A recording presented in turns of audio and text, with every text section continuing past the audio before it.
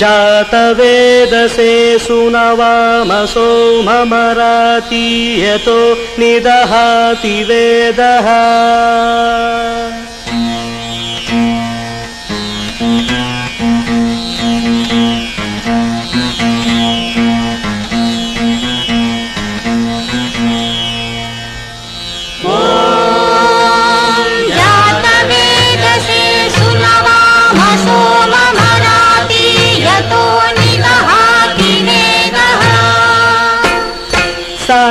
परुषदति दुर्गाणि विश्वानावेव सिन्धुं दुरितात्यग्निः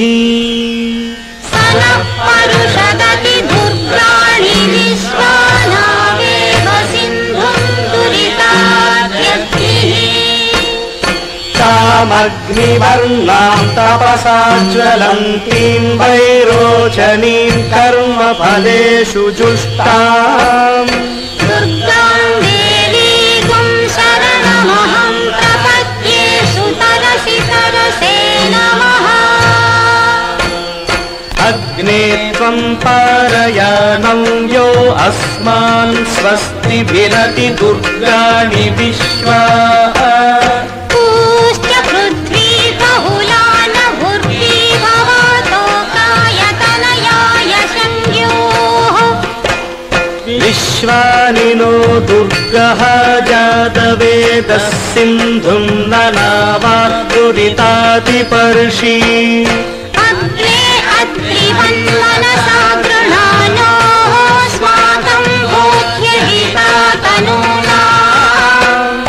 पृतनाजितगुं सहमानमुग्रमग्निगुं हुवेम परमात् सधस्तात्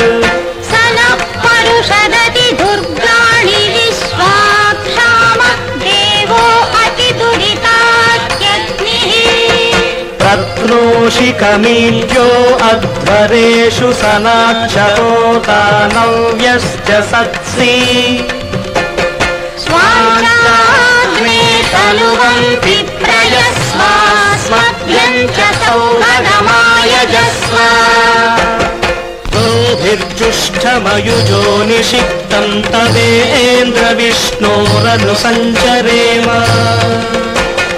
नागस्य पृष्ठमधिसंवसानो वैष्णवीर्लोकैहमालयन्ता कात्यायनाय विद्महे कन्याकुमारि धीमहि तन्नो दुर्गिः प्रचोदयात्